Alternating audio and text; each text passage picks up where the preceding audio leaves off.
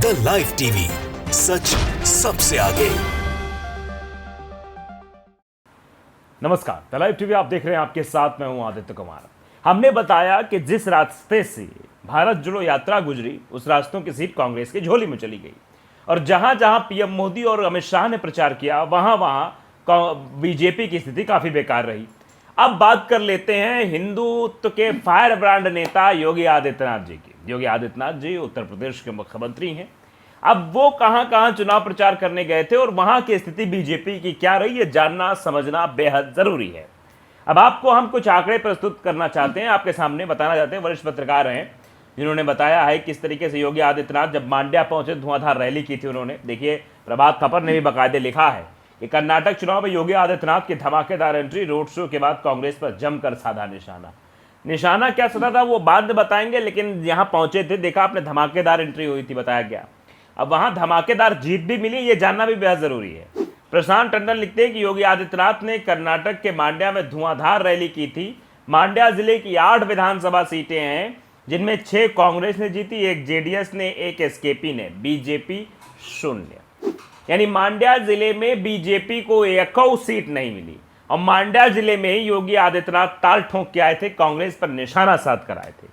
यानी जिस हिसाब से भारतीय जनता पार्टी ने प्रचार प्रसार किया, चाहे वो योगी आदित्यनाथ हो, चाहे वो अमित शाह जी हो, चाहे वो प्रधानमंत्री जी क्यों ना हो, इन सब की पूरी मेहनत पर पानी फिर गया।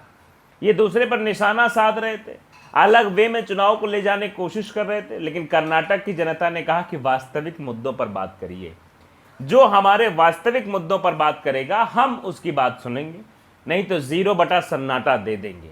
अब मांड्या जिले में पहुंचे योगी आदित्यनाथ, तो कम से कम योगी आदित्यनाथ की इज्जत तो वहां रोक रख ही लेते। ना होते तो कार्यकर्ता और बीजेपी के नेता तो कम से कम ये समझ ही लेते, भैया कम से कम 1 सीट जिता के तो दिखा देते। वहां तो 1 सीट नहीं मिली, 8 सीटें थी, वहां 6 सीटें तो सीधा कांग्रेस के पास चली गई, 1 सीट जो है जेडीएस और 1 एसकेपी ने जीत ली।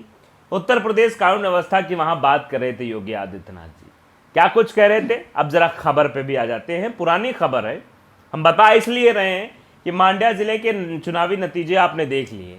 माने योगी आदित्यनाथ जी के भाषणों का कोई असर मांड्या जिले के लोगों पर नहीं हुआ होता तो 1 सीट तो आई जाती, 1 सीट नहीं आई। उत्तर प्रदेश के सीएम योगी आदित्यनाथ ने कहा, एक और डबल इंजन की सरकार है, पीएफआई को बैन करती है।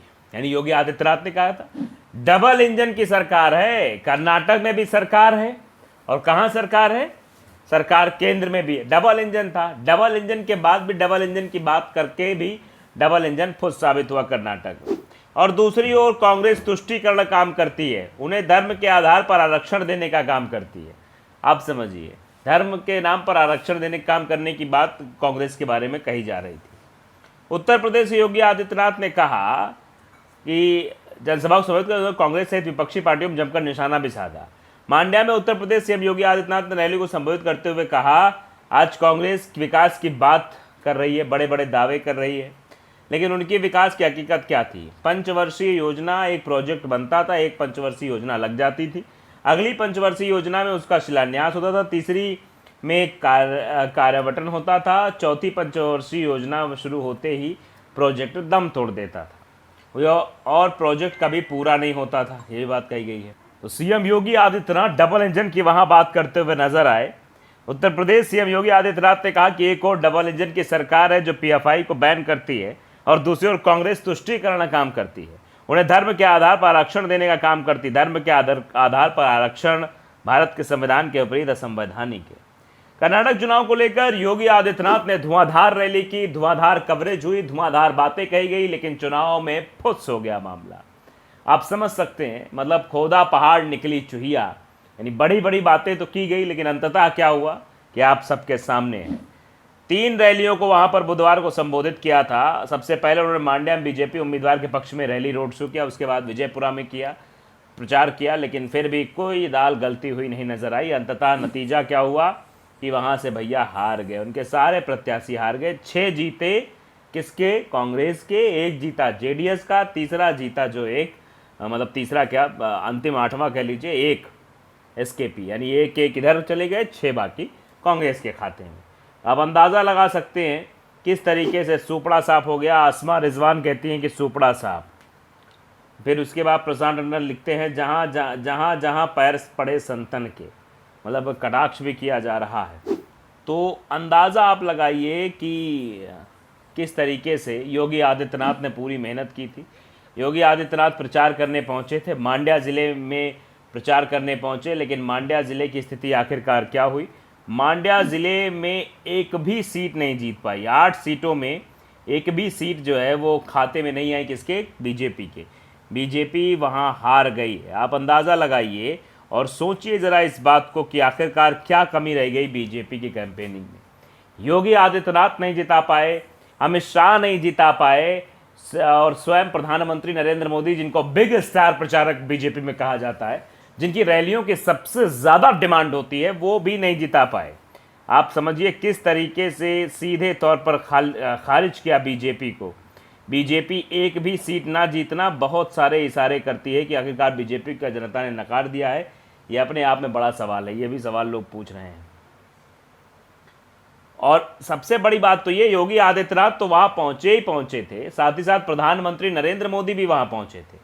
2 बार वहां का दौरा किया था, सभी सीट हार गई भाजपा। देखिए आर्टिकल जनसत्ता का देखिए कि जिस जिले का प्रधानमंत्री नरेंद्र मोदी ने 2 बार दौरा किया था, वहां के सभी सीट हार गई भाजपा। भारतीय जनता पार्टी मांड्या की 7 सीटों में से किसी एक पर भी जीतती नजर नहीं आ रही। प्रधानमंत्री नरेंद्र मोदी और उत्तर प्रदेश के मुख्यमंत्री योगी आदित्यनाथ ने मांड्या में रोड शो किया था। मांड्या की जो 7 विधानसभा सीट हैं, मालवल्ली, मद्दूर, मेलकोट, मंड्या, श्रीरंगपट्टन, नागमंगला और कृष्णराजपेट, भारतीय जनता पार्टी मांड्या जिले की सभी सीटों पर चुनाव हार गई है। मालवी, मुंदूर, मांड्या, श्रीरंगपट्टम और नागमंगला निर्वाचन क्षेत्र से कांग्रेस उम्मीदवारों को जीत मिली है। वहीं मेलकोट से कर्नाटक सर्वोदय पक्ष के उम्मीदवार दर्शन पुनतैया ने जीत हासिल की है। पुतरैया को कांग्रेस समर्थन हासिल था। वहीं कृष्णराजपेट सीट से जेडीएस को जीत मिली है। सारे आंकड़े भी नीचे दिए गए हैं। मालवल्ली में कांग्रेस के पीएम नरेंद्र स्वामी और जेडीएस के अन्नादानी के बीच मुकाबला था। मांड्या में कांग्रेस के रवि कुमार गौड़ा और जेडीएस के बीआर रामचंद्र के बीच मुकाबला था। नागमंगला में कांग्रेस के एन चालुवराय स्वामी और जेडीएस के सुरेश गौड़ा के बीच लड़ाई थी।